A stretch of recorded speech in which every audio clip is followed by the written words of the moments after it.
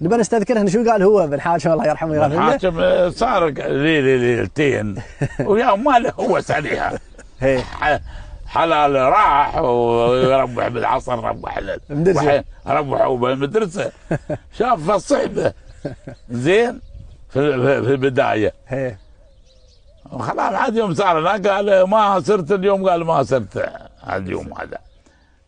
قال لما الادمي من تقلب روسه ما تفيده علم ودراسه، يكتب الحروف منكوسه مثل اللي يمشي على راسه.